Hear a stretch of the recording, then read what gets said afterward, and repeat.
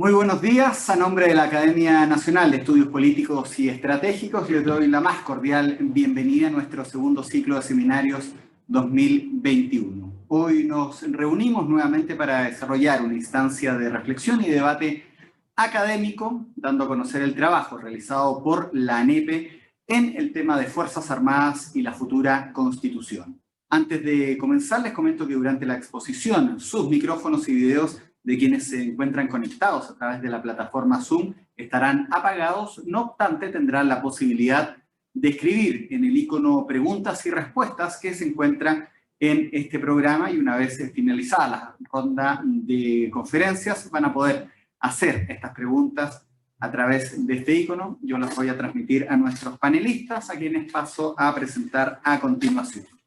Damos inicio entonces a este nuevo seminario, Fuerzas Armadas y Constitución, el día de hoy con una visión comparada, presentándoles a quienes van a ser los expositores, que además han estado durante bastante tiempo estudiando el tema que hoy nos convoca. Comienzo con nuestra investigadora del Centro de Investigaciones y Estudios Estratégicos de la ANEPE, la doctora Loreto Correa Vera, y posteriormente va a realizar la ponencia el también investigador del CIE, Centro de Investigaciones de ANEPE, el señor Alejandro Salas Maturana. Dejo entonces con ustedes a nuestra académica e investigadora, la doctora Loreto Correa. Loreto, por favor. Muy buenos días. Muchas gracias. Director, subdirector, Cristian, colegas y amigos que nos están escuchando, gente de todas las instituciones, de la Subsecretaría del Ministerio de Defensa y del gobierno en general, alumnos de la Academia Nacional de Estudios Políticos y Estratégicos. Bueno, esta mañana nos queremos referir a una dimensión de las que dejó anunciar el director la semana pasada, vinculada con el análisis constitucional desde una perspectiva comparada en materia de defensa y de Fuerzas Armadas. Para los estudiosos de temas constitucionales, como ustedes podrán imaginar, hay hartos temas interesantes en materia constitucional y este precisamente no lo es. Y no lo es porque se puede innovar poco en la materia en general, pero las innovaciones son menores en otros campos, en materia de leyes superiores. Yo diría que no, yo diría que se puede cambiar mucho una constitución, pero cuando llegamos a los temas de Fuerzas Armadas, la verdad es que hay algunas corrientes y sobre todo costumbres que hay que reflexionar en mayor profundidad. Resulta relevante conocer entonces y reflexionar respecto a las experiencias vividas por otros países, particularmente en lo referido a la defensa y las Fuerzas Armadas en sus textos constitucionales, porque la verdad sea dicha, en los últimos 40 años, no importa en qué parte del planeta nos paremos, ha habido dos tendencias en el mundo. Una que apunta a regularlo todo en estas materias, en las constituciones, y otra tendencia que apunta a regular lo básico y darle a las leyes complementarias o a los libros blancos la capacidad de regular todas las demás cuestiones específicas. En primer caso, en el caso de aquellas constituciones que salen prácticamente de cero, resulta que las Fuerzas Armadas difícilmente armonizan del todo con los estados que pretenden levantarse desde las cartas constitucionales. En el segundo caso, ha habido modificaciones, pero se les teme a estas modificaciones, bien porque se utilizan como espada de Damocles para conservar el poder autocrático, o bien porque siempre se piensa que se pueden mal utilizar las Fuerzas Armadas en función de los gobiernos existentes. Así, los países que armonizan con ellas no es que no las tomen en sus constituciones de manera prolija, por ejemplo, sino que muy por el contrario, las toman tan desde lo alto que dentro del paraguas del contexto en que se ubica la Constitución cabe todo y lo menudo se deja más bien a la ley respectiva. El riesgo de regularlo todo y ver a las Fuerzas Armadas como un eslabón del poder muchas veces habilita sesgos de los cuales el populismo y la discrecionalidad de los poderes ejecutivos y legislativos hacen mella. Ahora bien, por ello la pregunta obvia es si podemos o no seguir un modelo. o si es que hay un modelo mágico para regular las relaciones entre el poder civil y las Fuerzas Armadas. De la investigación que hemos realizado en la academia, todo el equipo de la ANEPE, se desprende una conclusión general. Todos los países desarrollados regulan la presencia de las Fuerzas Armadas en la Constitución y todos lo hacen de manera distinta. La única regla, si es que podemos llamar regla, es que las Fuerzas Armadas no se comprimen en una carta magna, se administran lo más armónicamente posible, a la luz de los intereses y valores de cada país. En esta línea, la principal consideración, entonces, para tener en cuenta en estas definiciones constitucionales son la historia, los acervos culturales, las tradiciones jurídicas, los contextos políticos, económicos, sociales y geoestratégicos de cada nación. No es lo mismo vivir en una isla que estar junto a una superpotencia, tener de vecino un país gigante o convivir décadas con el terrorismo interno. No es lo mismo vivir en medio o cerca de países con guerras irregulares o con conflictos tradicionales. Tampoco, y en eso tenemos que decirlo, ninguna constitución partió de la base que vivía en un mundo de paz decretado por el multilateralismo. Por el contrario, eso no ha ocurrido. Por ello, no es lo mismo la Constitución norteamericana que la alemana, por sus dinámicas sajonas y germánicas, como tampoco es lo mismo lo que ocurre también con las lógicas federalistas. Tampoco es lo mismo ser una monarquía, o una república parlamentaria, o un régimen semipresidencial. Lo concerniente a lo castrense, el mundo de la defensa de los países está incluido, inmerso y reglamentado, o en las constituciones, las leyes orgánicas, y aun cuando las reglamentaciones sean acompañantes a las legislaciones, lo cierto es que varían de país en país, como lo he dicho. Para el trabajo realizado tuvimos que hacer un recorte, ¿sí? Se requirió determinar qué países nos muestran experiencias valiosas para poder considerarlas o desestimarlas. Y para este efecto nos pareció interesante reflexionar sobre 4 países europeos, Francia, Alemania, España y Polonia, cuyas cartas magnas fueron influenciadas por las consecuencias de conflictos como la Guerra Civil Española, la Segunda Guerra Mundial o la Guerra Fría, en el contexto de la Organización del Tratado del Atlántico Norte, la OTAN, y la Unión Europea, por cierto. En el caso de América Latina también hicimos un segmento, o una segmentación.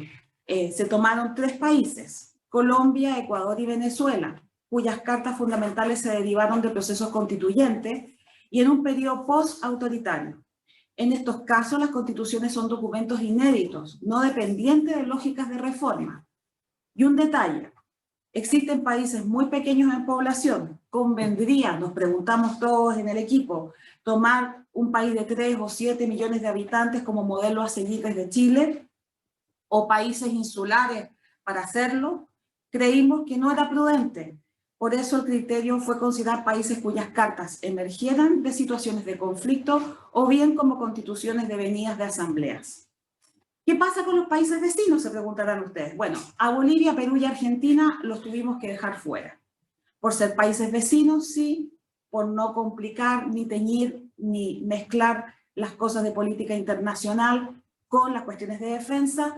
Y a la Argentina particularmente tenemos que decir que la dejamos fuera porque no es lo mismo una república federal de 2,78 millones de kilómetros cuadrados a una unitaria, hasta aquí, de 756.000 kilómetros cuadrados. Además, su carta del 97 proviene de una reforma. Por favor, me sube la presentación. Muchas gracias. Vamos a seguir ahora con los aspectos que tuvimos a bien relevar.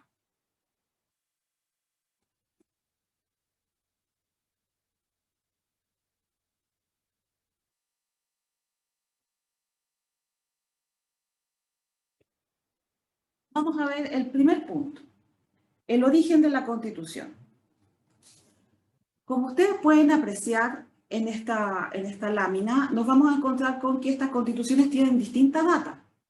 Empezamos con el 49, el 78, el 58 y el 97 en el caso de las europeas, y en el caso de las latinoamericanas, 91, 99 y 2007. En la comparación total del libro se trabajaron 12 variables que ustedes las tienen a disposición en el libro que está subido en la página web de la NEPE, que está en el anexo B que ustedes pueden consultar. Sin embargo, en esta presentación solo vamos a tomar 6 variables. Antes de analizar estas consideraciones, permítanme 2 elementos a remarcar en el constitucionalismo contemporáneo.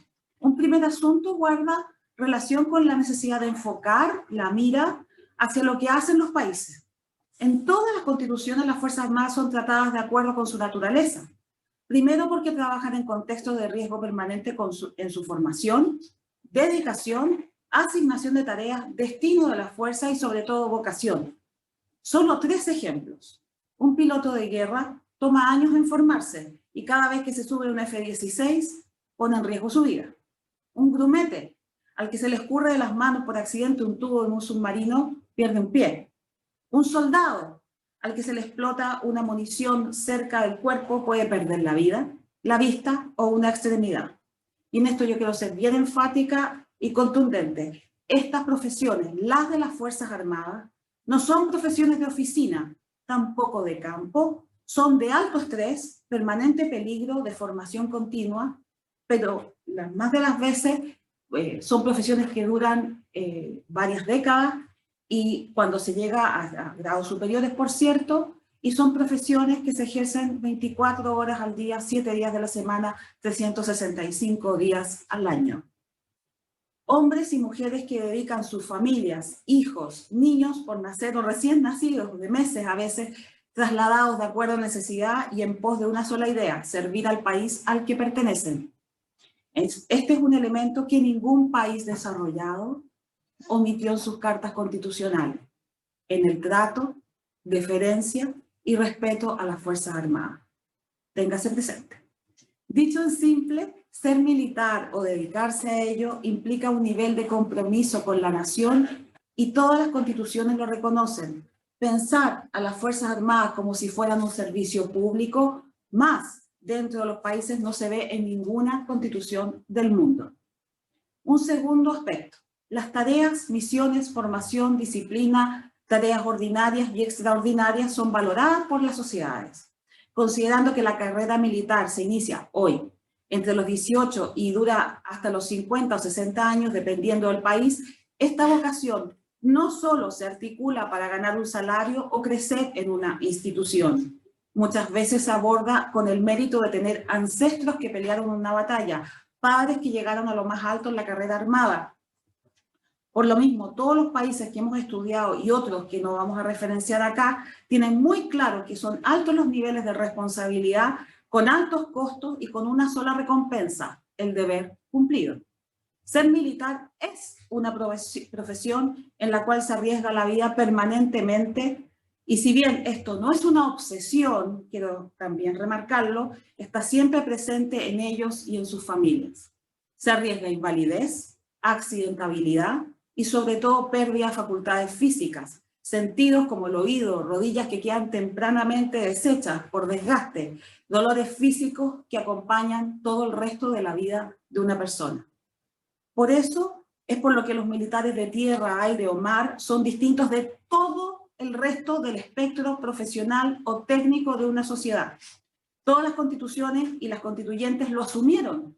Esto es lo que se puede ver en los debates de estas constituciones, si uno lo estudia en profundidad. Y esto implica reconocer que la carrera militar es concebida como una vocación profesional que se traduce significativamente en el prestigio o liderazgo de un país. Por ello, los desfiles, por ello las fiestas conmemorativas, por ello recordar a los caídos, por ello recordar a la gente que ha dado la vida por su nación año tras año, por ello los símbolos. Esto forma parte del éxito de una nación y de la institucionalidad. De más no está decir que solo los países latinoamericanos, porque ni los africanos, caen en el demérito, dudan de la vocación efectiva de sus fuerzas o las ven como probables rivales de los poderes civiles. Esto solo cabe en países donde el realismo mágico o los fantasmas de la Guerra Fría superan las convicciones democráticas de una sociedad contemporánea. Hechas las aclaraciones, veamos entonces los elementos. La presencia de las Fuerzas Armadas en las constituciones están en todos los países que nosotros revisamos. Alemania, España, Francia, Polonia, Colombia, Ecuador y Venezuela las tienen en capítulos o en artículos. En cuanto a estas variables, vale la pena decir que en el caso de Europa, los detalles en muchos de los casos están en los libros blancos más que en las constituciones. En el caso de América Latina ocurre algo distinto. Colombia dedica el capítulo 7, que se llama de la Fuerza Pública, y el título 6, que engloba a las Fuerzas Armadas y a la Policía Nacional. Sin embargo, tiene 7 artículos que afectan a las instituciones de la defensa, que mencionan aspectos vinculados a la existencia, carácter, finalidad, justicia militar y sistemas de promoción. En buenas cuentas, regulan muchas cosas. En el caso de Ecuador, por su parte, se dedican aspectos en el capítulo 3, correspondiente al título 4, que se denomina participación y organización del poder. 5 artículos al carácter, misiones, ingresos, formación, promociones, justicia militar, servicio militar, participación en actividades y económicas, prohibidas por cierto, y la formación de las fuerzas de reserva. En el caso venezolano, que incluye el tema de las Fuerzas Armadas, hay un extenso capítulo, que es el 3, el título 4, referido a la seguridad de la nación. En su contenido, 4 artículos abordan aspectos de carácter de las instituciones, su misión y ascenso, cuyo detalle las regula la ley correspondiente. Las materias relacionadas con el régimen de seguridad social también son abordadas en una ley. Mención de las Fuerzas Armadas en las misiones en la materia constitucional. Aquí, como pueden observar, hay un segundo tema que hemos de abordar, si es que están o no las misiones descritas en la Constitución. Bien, el único país que no las tiene descritas es Francia. Y no las tiene descritas porque están en el libro blanco, no es que no estén descritas en ninguna parte. En este aspecto vale la pena destacar que en el caso alemán, particularmente, que es el que a mí particularmente me llamó más la atención, no vamos a lucubrar porque el servicio de las, digamos, las misiones están reconocidas en las constituciones, pero hay que decir muy claramente cuáles son las misiones. En el caso de Alemania, defender el territorio nacional y la defensa colectiva aliada sobre la base de lo establecido en el tratado con la OTAN. En ese contexto, las Fuerzas Armadas están muy vinculada al multilateralismo europeo, como ustedes pueden imaginar. Pero además, Alemania regula objetivos que tienen que ver con la protección de los civiles. Por ejemplo, proteger objetivos civiles y asumir tareas de regulación de tráfico en casos y en circunstancias especiales. También cooperando con la contra o con la lucha frente a organismos o grupos sediciosos organizados y militarmente armados.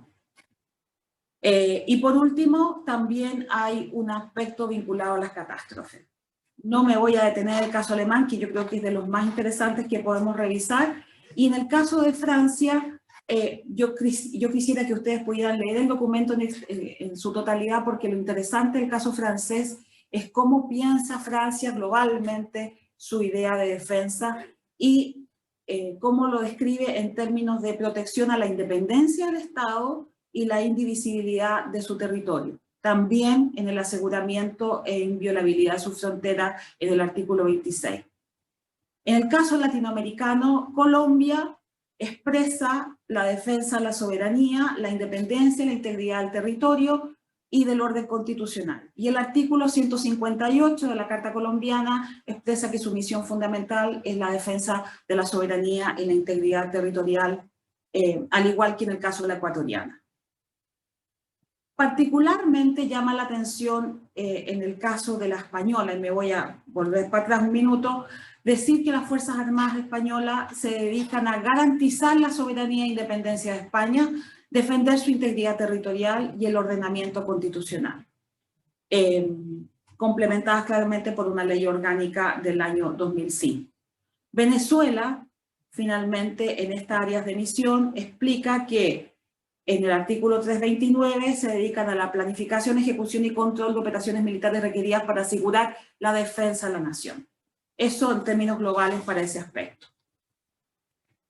Finalmente, las relaciones jerárquicas de las Fuerzas Armadas con el nivel político.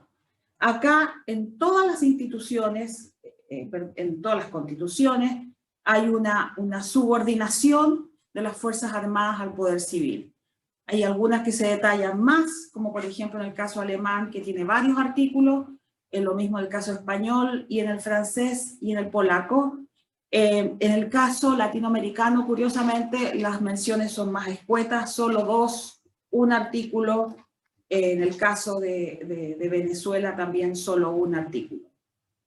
Para ir terminando, me gustaría señalar que es importante decir que en todos los casos las regulaciones son aportantes a la estabilidad de los países y que en algunas partes del mundo tienen que ver con unas regulaciones que las ejerce el presidente y en otros casos el Parlamento. Finalmente hay una última lámina que queremos mostrar, que es la exclusividad de las Fuerzas Armadas en el uso de las armas. Aquí llama la atención en este aspecto que encontramos justamente que en casi todas está regulada el uso de las Fuerzas Armadas en las Cartas Magna. Y esto, salvo en el caso ecuatoriano, que tiene una ley específica para eso, prácticamente no se consideró necesario aludirlo mayormente. Dejo ahora con ustedes a Alejandro Salas, que nos comentará cuestiones claves en materia del Consejo de Seguridad Nacional y de Seguridad Nacional. Muchas gracias. Muchas gracias, Loreto. Antes de darle la palabra al profesor Alejandro Salas, los quiero invitar a seguir realizando las preguntas a través del icono, preguntas que está en la parte inferior del programa Zoom. Así también al finalizar la exposición de Alejandro Salas las podemos realizar a nuestros panelistas. Dicho eso, invito entonces al investigador del CIE, el señor Alejandro Salas Maturana, a realizar su ponencia. Muchas gracias, Cristian. Un cordial saludo a quienes nos acompañan en esta mañana, en esta actividad académica que nos invita a reflexionar sobre la Constitución y Fuerzas Armadas, materia que para el Estado es de suyo relevante respecto a una función de la mayor importancia como es la defensa. Comienzo refiriéndome al concepto de seguridad nacional, que a nuestro juicio tiene una especial relevancia porque precisamente permite definir los aspectos esenciales que orientan a la función de defensa y determinar también las misiones de las Fuerzas Armadas y de las Fuerzas de Orden y Seguridad. No obstante, en este asunto hay sectores que afirman que la seguridad nacional es una noción indefinida y ambigua. Si así fuese, ¿en qué se sustentan las misiones que el Estado le asigna a dichas instituciones? ¿Y a partir de qué aspectos surgen los elementos que orientan las misiones de las instituciones en la defensa?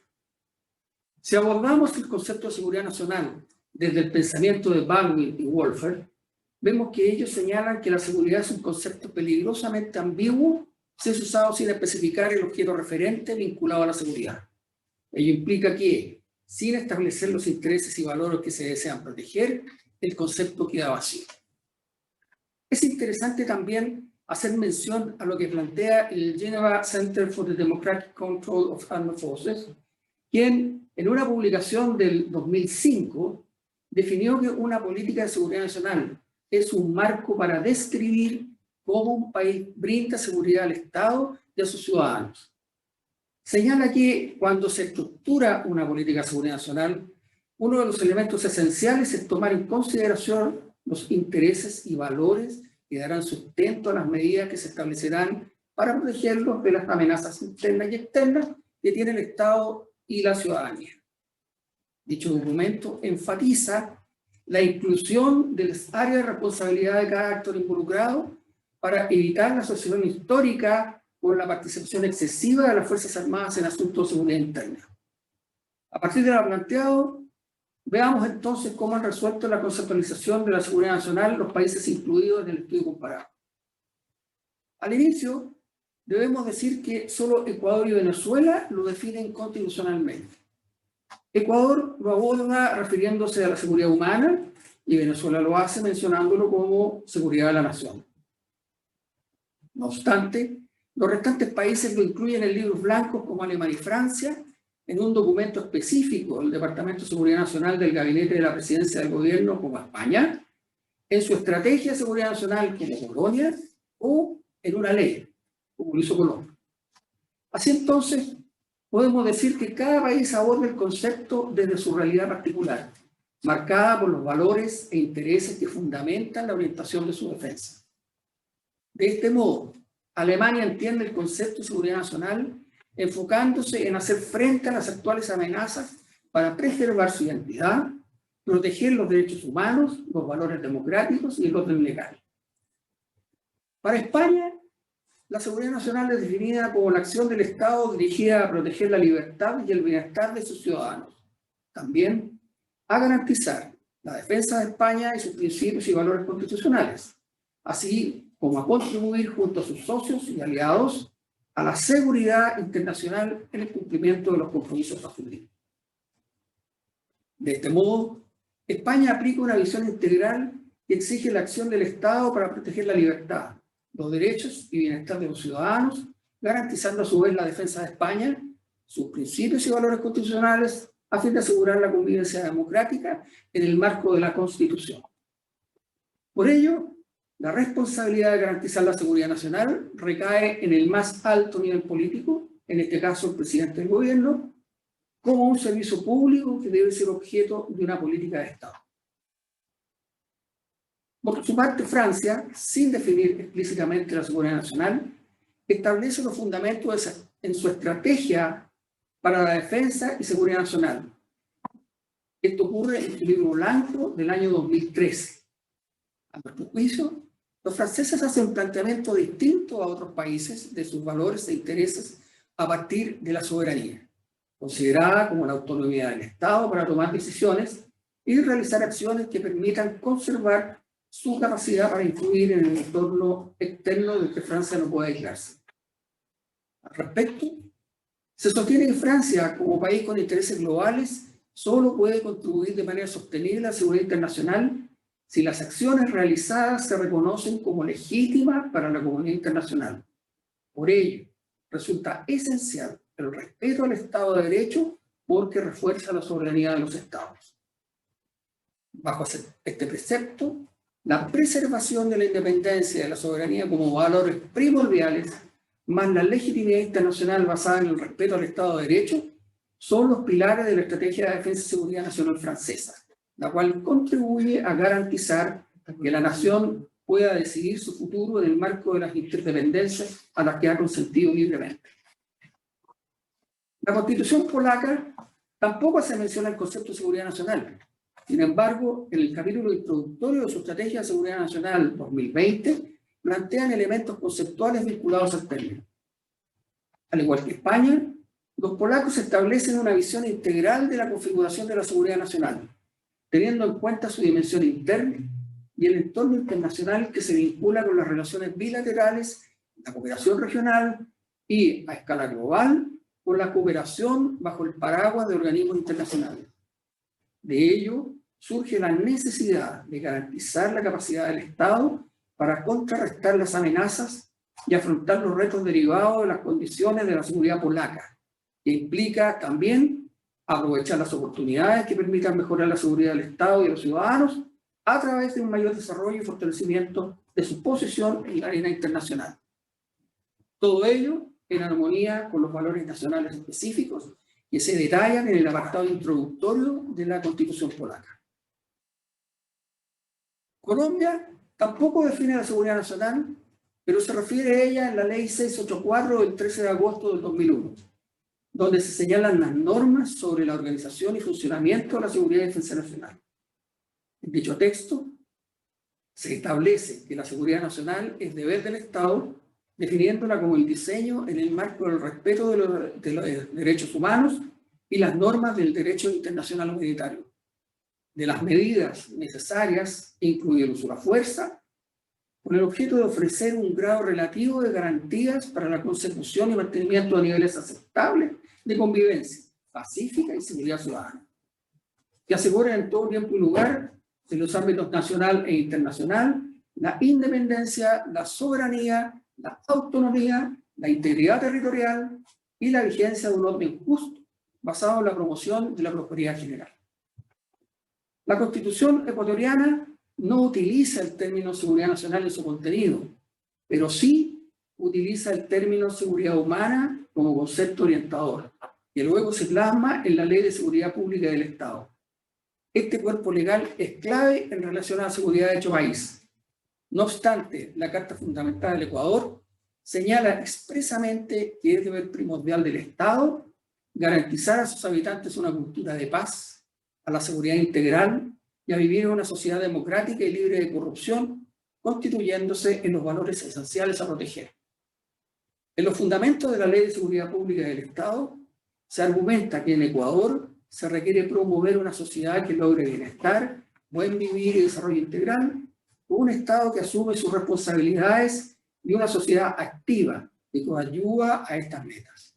Agrega que la seguridad humana está mejor garantizada en un orden social que nace de una sociedad con condiciones para hacer efectivos los derechos, el pluralismo cultural, político, social, que permitan la convivencia entre las personas, comunidades, pueblos, nacionalidades y colectivos.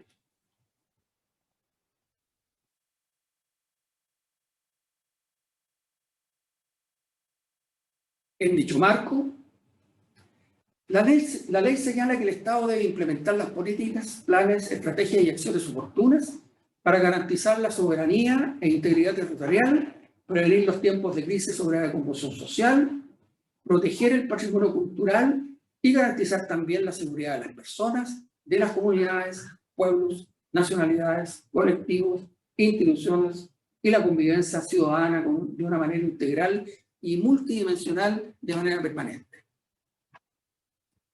A su vez, Venezuela tampoco utiliza el término seguridad nacional, pero lo reemplaza por el de seguridad de la nación, conceptualizándolo como la corresponsabilidad entre el Estado y la sociedad civil para dar cumplimiento a los principios de independencia, democracia, igualdad, paz, libertad, justicia, solidaridad, promoción y conservación ambiental y afirmación de los derechos humanos, así como la satisfacción progresiva de las necesidades individuales y colectivas de los venezolanos, sobre las bases de un desarrollo sustentable y productivo de plena cobertura para la comunidad nacional. El principio de la corresponsabilidad se ejerce sobre los ámbitos económico, social, político, cultural, geográfico, ambiental y militar. La Ley Orgánica de Seguridad de la Nación complementa y profundiza lo plasmado en la Constitución, regulando la actividad del Estado y la sociedad en materia de seguridad y defensa integral.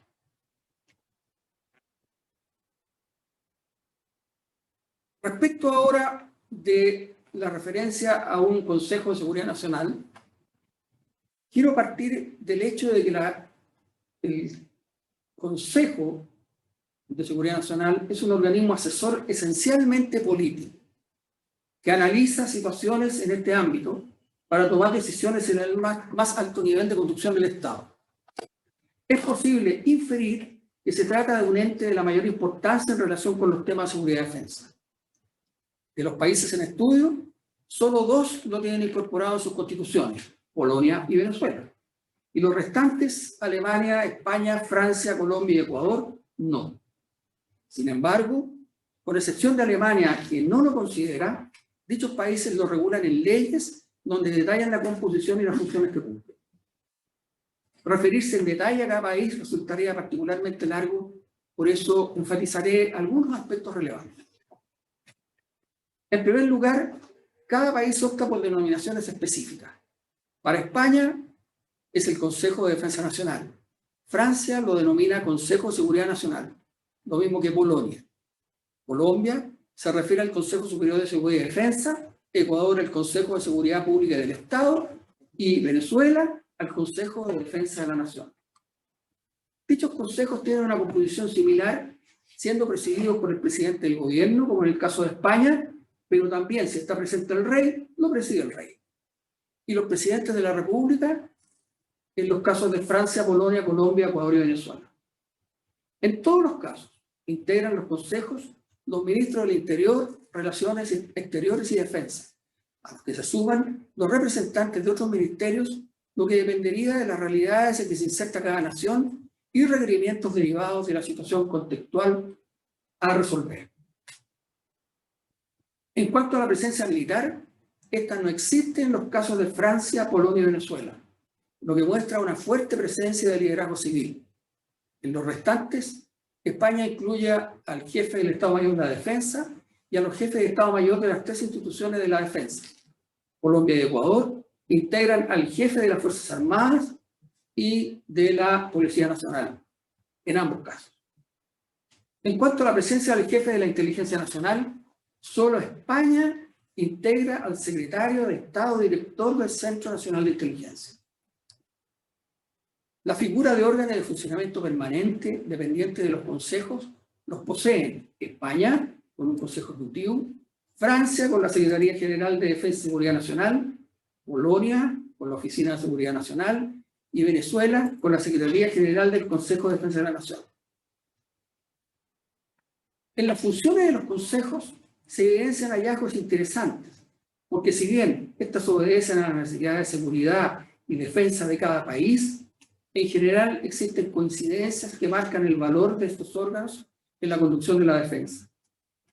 Por ello, es importante mencionar que en estos órganos se vinculan de manera estrecha con la conceptualización de la seguridad nacional o del Estado o de la nación, porque las materias en las que asesoran a los jefes de Estado tienen directa relación con los intereses y valores que cada país define para sí. En dicho sentido, dada su estructura, en los consejos es posible mirar de manera integral los problemas, desafíos, amenazas y oportunidades que requieren atención constante para adelantarse a los acontecimientos y establecer previsiones a través de políticas y planes orientados a dicho propósito. De este modo, encontramos que la función común más recurrente es la asesoría al jefe de Estado para diseño de estrategias, de políticas y para la planificación destinada a prever los riesgos y neutralizar las amenazas a los valores e intereses del país. Adicionalmente, como en el caso de España, el Consejo se ocupa de la dirección de conflictos armados y de gestionar situaciones de crisis que afecten a la defensa. Es de toda lógica entonces que estos órganos incluyan, digo los consejos de seguridad nacional, incluyan estructuras de funcionamiento permanente porque todas las materias mencionadas requieren el seguimiento y la acción necesaria para el cumplimiento de sus propósitos. A modo de reflexión final, o reflexiones finales, quiero decir que como es posible apreciar en nuestras presentaciones, los orígenes de las constituciones de los países incluidos en nuestro análisis se gestaron en situaciones de crisis políticas profundas que ameritaron en su momento la generación de nuevas reglas del juego para regir a dichos estados y sus habitantes. Particularmente respecto a la defensa y las Fuerzas Armadas, encontramos que todas incluyen en sus constituciones materias que son primordiales en la relación de las Fuerzas Armadas con el poder político. La protección de la integridad territorial, su mención en la Carta Magna como ente esencial para la protección del Estado y su población, y las relaciones jerárquicas de ellas con el poder político. También, con excepción de Francia, las misiones que deben cumplir en defensa de los intereses y valores que cada país se ha dictado.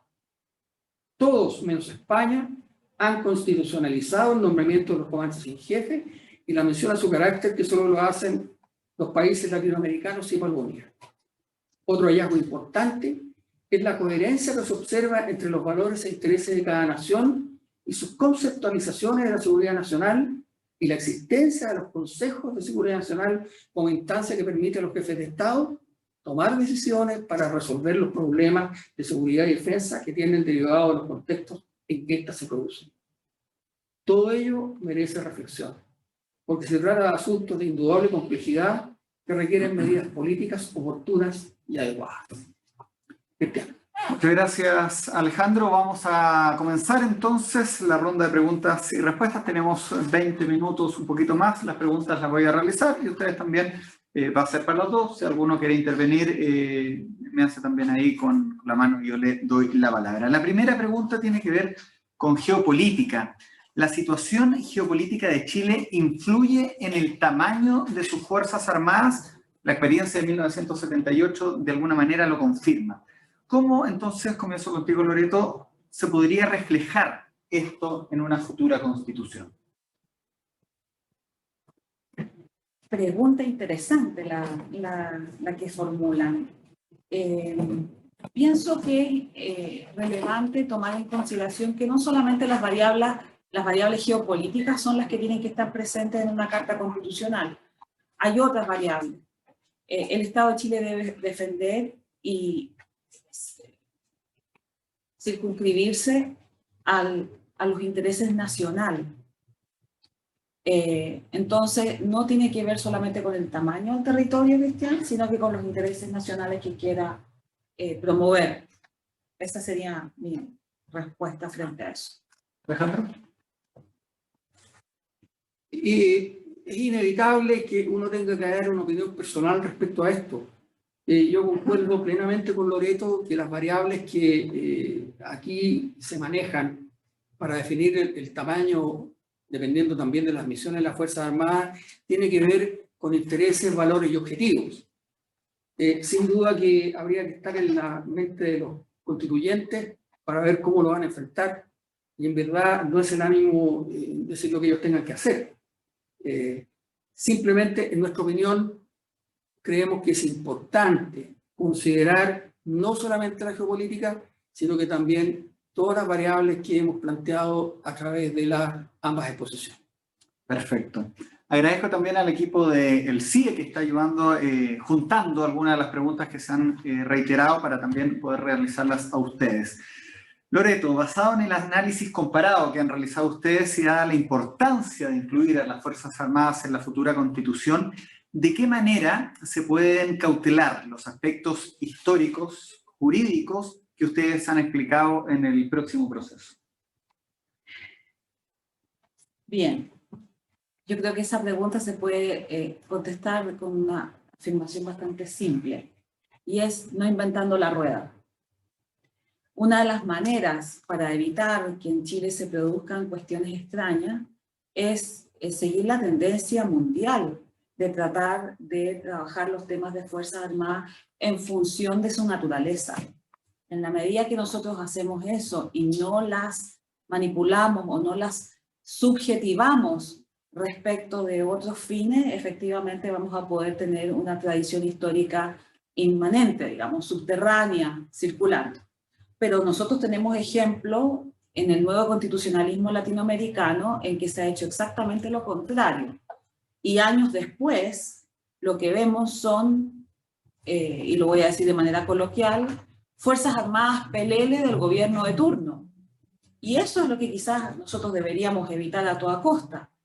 Pero cuando los constituyentes, y estoy recordando un caso en particular muy cercano al país, lo que hacen es trabajar en las Fuerzas Armadas como si fueran sus sirvientes, lo cierto es que destrozan la historia, las debilitan y las perjudican. Yo diría que a partir de la historia como una variable permanente, también es conveniente considerar el contexto externo en que Chile se desenvuelve, el contexto interno, su cultura, sus tradiciones políticas. De ahí es donde se obtiene el ADN nacional, que es el que debiese guiar la discusión y el debate para poder enfrentar los contenidos constitucionales y posteriormente las leyes que de ellas deriven. Todos estos aspectos son muy importantes y reiterando tal vez lo que dice Loreto, lo importante es considerar que las Fuerzas Armadas son de Chile, sirven al Estado y su población, no sirven a caudillos, y esto vale para cualquier país, no debiesen servir a caudillos que están en el poder en algún momento determinado. Perfecto, vamos a continuar con la siguiente pregunta. Si las Fuerzas Armadas no fueran reconocidas en la Constitución, ¿qué pasaría con la legislación derivada? Es decir, por ejemplo, la Ley Orgánica de la Constitución y el DFL 1 u otras. Wow. Qué curioso. No nos pareceríamos a ningún país desarrollado. En absoluto. Ni siquiera un sudamericano. Tampoco contestar la pregunta. En materia jurídica yo no soy abogado como para responder el resto. ¿Quieres sumarle algo? Yo diría que sería extraño. Toda la experiencia comparada señala que las Fuerzas Armadas están en mayor medida consideradas dentro de las reglas fundamentales que guía al Estado. Por lo tanto, sería bastante extraño e indudablemente eso obligaría, sin duda, a llevarlo todo a ley. Lo que, no siendo yo tampoco abogado, pero conversando sí, con abogados y escuchando opiniones, sería bastante complicado para la sustentabilidad o por la permanencia de las normas que rigen el funcionamiento de las instituciones de la defensa. Ahora, un detalle me gustaría agregar en eso que tú acabas de mencionar, Alejandro.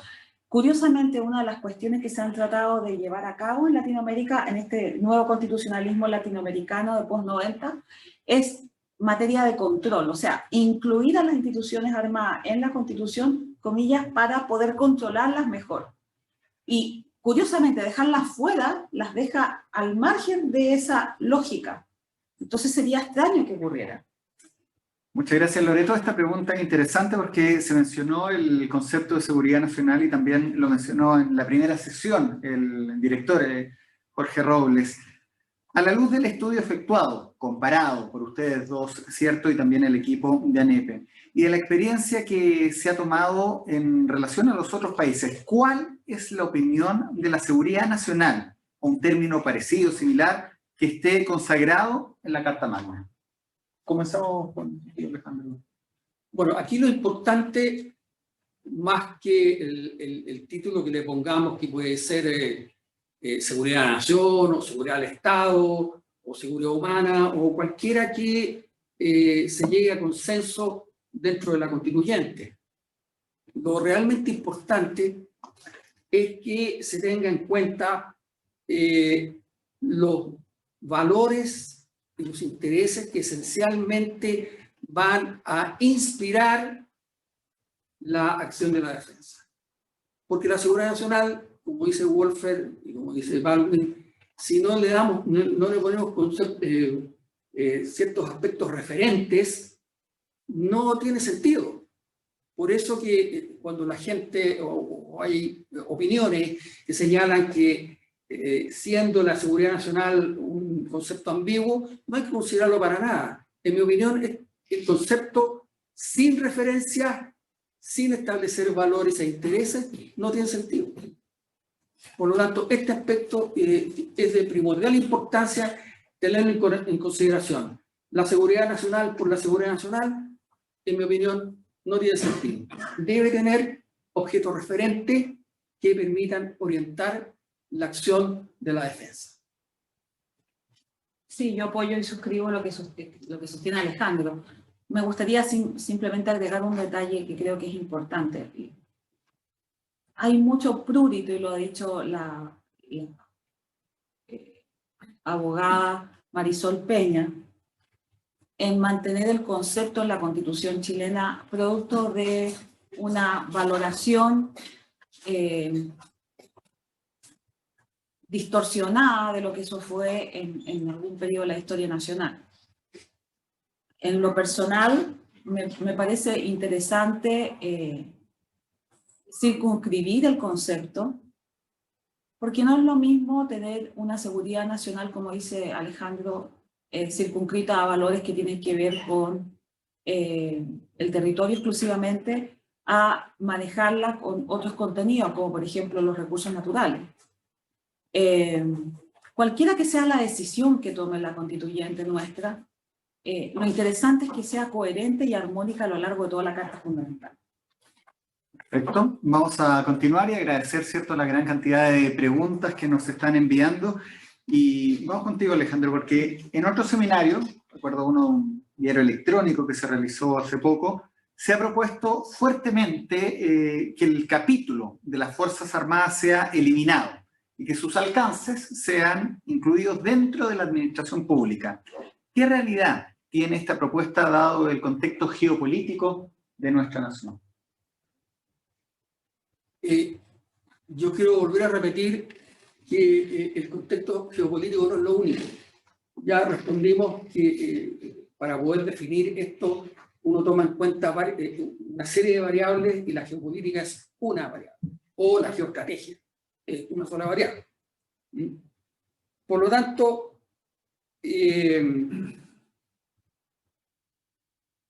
enfrentar una situación como esta no es del todo sencillo, yo creo.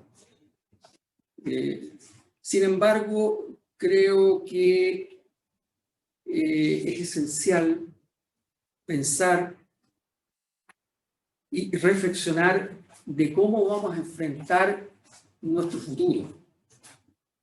Yo creo que en gran medida la gran pregunta que está faltando es, más allá de decir que la Constitución tiene que ser para los próximos 30 o 40 años, es qué queremos ser hacia el futuro. ¿Qué tipo de país? ¿Cómo queremos estar en el ámbito internacional? Y naturalmente de ahí se van a generar aquellos elementos fundamentales para definir qué queremos defender, qué queremos proteger. Yo no estoy muy clara con la pregunta, porque pienso que remitir todo a ley o vaciar de contenido la Constitución en materia de Fuerzas Armadas no solamente rompería la cultura y la tradición histórica de mantenerla en la Carta Magna Fundamental de Chile, pero además, dada la trayectoria de nuestro Congreso, la trayectoria de aprobación de leyes, yo me pregunto si terminaríamos de solucionar y de controlar a las Fuerzas Armadas entre el 2060 o el 2070, digamos, ¿no? Porque hay tantas materias que tienen que ver con estas cuestiones que sacarlas del todo de la Carta Magna nos referenciaría a procesos de larga duración en materia de control. Y eso, por si a alguien le cabe alguna duda, sería mantener el statu quo de ellas desde un punto de vista jurídico, porque mientras no se derogue una ley por la existencia de una nueva, difícilmente podríamos funcionar. Tienes toda la razón y claro, a mí se me había ido una primera pregunta que se había formulado en el escenario que las Fuerzas Armadas no quedaran dentro del marco constitucional y sean reguladas por las leyes de quórum simple, pero entiendo que ya se respondió esa pregunta. Se está consultando harto, y esta es la pregunta que va ahora, en la experiencia comparada que ustedes realizaron, ¿cierto?, el estudio, ¿qué pasa con las Fuerzas Armadas como garantes del proceso institucional? ¿Qué pudieron comparar, cierto, con otras naciones? Bueno, en el caso sudamericano, que es el que más conozco, la verdad es que el ejemplo más notorio de esto no está en ninguno de los casos que abordamos en el libro, está en Bolivia. Y los resultados se vieron en noviembre de 2019. Y con eso creo que lo digo todo. Alejandro.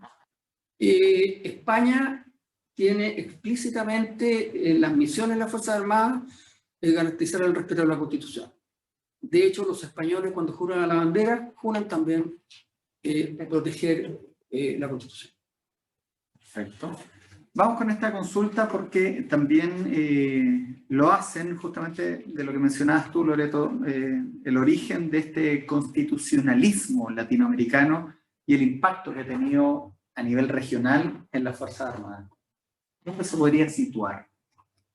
¿El constitucionalismo? Sí, el origen. Bueno, el origen del constitucionalismo latinoamericano tiene sus vertientes originarias en una disquisición de algunas escuelas españolas jurídicas que pretendieron establecer niveles de reformismo a nivel de Carta Magna, de la Carta del 78 español, y el reformismo básicamente enrostrado en dos aspectos bien claros. Primero, el asunto de las autonomías, que básicamente tenían que ver con Cataluña y el País Vasco, y el segundo punto en materia de descentralización presupuestaria.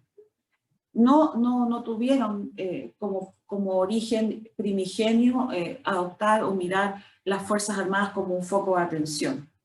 Sin embargo, sí han tenido un impacto interesante porque de todas las constituciones que se hicieron post-90 y que guardan esa línea jurídica, lo único que uno ve y aprecia es que lo que las instituciones, lo que las constituciones hicieron fue ponerles más control a las Fuerzas Armadas, o sea, que estuviesen siempre revisadas, cauteladas por el Poder Ejecutivo y el Legislativo, bien que los comandantes de jefes fuesen aprobados por el Poder Legislativo, y eso hace que sean constituciones que de por sí friccionan a la sociedad civil con las instituciones armadas. ¿Perfecto, Alejandro? No tengo nada que decir. Esta es bastante interesante, básicamente, y vamos a terminar también recomendando el escrito que tiene la neta justamente con eso, así que voy a compartir pantalla. Ya estamos llegando al final, yo creo que esta podría ser la última y si ustedes quieren agregar algo en general, por supuesto que está abierto la posibilidad de aquello.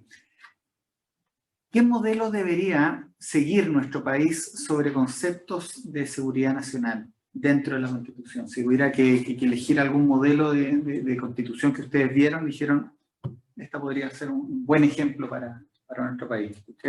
La española, y hay algunos ejemplos. La verdad es que debatiendo en el interior del grupo de trabajo, y particularmente con mi colega Loreto, llegamos a la conclusión de que no hay modelo. No hay modelo que seguir. Cada país se debe dar aquello que requiere a su realidad. A mí me parece, y también Loreto hemos discutido mucho eso en otras oportunidades, las copias no son buenas.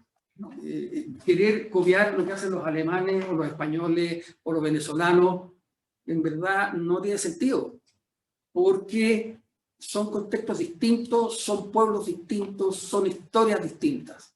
Podemos parecernos en algo, pero en general somos diferentes. Nuestra posición geoestratégica es distinta también. Nuestra cultura, etcétera, etcétera. Por lo tanto, pensamos que no hay un modelo a seguir como algunas personas podrían pensarlo. Esa es nuestra opinión. Perfecto. ¿Algo que agregar? Palabras finales. Sí, a mí me gustaría decir que la Asamblea Constituyente o la Convención Constituyente que se forma ahora tiene un deber muy importante, ¿no? Que es dejar de eludir cuestiones que quizás el país nunca discutió. Porque la próxima Constitución, al igual que la que se produjo en el año 1811, no como Constitución propiamente tal, pero como discusión de convención pública, ¿no? Se planteó qué país quería. Y esa discusión nunca se ha vuelto a dar. Quizás eso sea lo más valioso del proceso que tenemos por delante, viéndolo en positivo, ¿no? Hay un mareo, sin embargo, noto yo en la opinión pública y sobre todo en los partidos políticos, tengo que señalar hoy día, de querer parecerse a país A, B, C, Z. En la medida que Chile eluda su discusión y se mira a sí mismo, vamos a tener fuerzas armadas complicadas con el poder civil, complicadas consigo misma. Sería oportuno, ya que estamos en esta, digo yo, hacer el trabajo bien hecho. Muy buena oportunidad. Cristian, Por favor, Alejandro. Por el interno, uno de nuestros colegas del CIE plantea una opinión respecto de la antigua apreciación global política estratégica que da la visión global. Efectivamente, y en mi opinión, creo que era un documento valioso aunque un poco grande para trabajarlo. Sin embargo, ese documento tenía una importancia capital porque permitía ver todo el contexto nacional e internacional en que Chile estaba inserto. Hoy en día desconozco si existe un documento que tenía esa complejidad y esa cantidad de contenido. Un documento como eso, en mi opinión, sería de utilidad para discutir lo que queremos ser como país, dónde queremos situarnos, qué valores vamos a defender, qué intereses vamos a proteger y qué objetivos esperamos cumplir, no de aquí a 5 años, sino que a 10, 20 o 30. Perfecto. Muchas gracias, Loreto, muchas gracias, Alejandro, muchas gracias a todos los asistentes y justamente vamos a compartir acá la pantalla un segundo porque si ustedes ingresan al sitio web www.anepe.cl, además de estar nuestra oferta académica, ¿cierto?, disponible para el segundo semestre, ustedes van viendo ahí lo que se llama el carrusel, las diferentes fotografías que aparecen, aparece este documento que se llama Fuerzas Armadas y Constitución. ¿De qué se trata? Se puede descargar fácilmente, ¿cierto?, de nuestro sitio web. Es un PDF donde está el resumen del estudio que durante varios meses realizaron los diferentes académicos de nuestro centro de estudios para que se pueda también entender de qué estamos hablando y cuál fue el origen histórico, que fue la primera sesión, la historia comparada, y lo que va a ser entonces este último ítem de seminarios que hemos tenido en las últimas sesiones, que va a ser el análisis conceptual. Va a estar presente el subdirector académico de la ANEPE, el señor Luis Faría Gallardo, y también el señor Fulvio Queirolo Pelerano, investigador del CIE. Ellos van a estar acompañándonos entonces a partir de las 10 de la mañana del próximo miércoles 30 de junio. La invitación, por supuesto, les va a llegar a todos quienes han ingresado a través de su correo electrónico para que no se la pierdan, y si la quieren volver a revisar, que estaba también dentro de las preguntas, esta exposición, el video y también los documentos están disponibles en nuestro sitio en internet. Muchas gracias, Loreto, muchas gracias, Alejandro, muchas gracias a todos ustedes por acompañarnos esta mañana y nos veremos pronto. Hasta luego.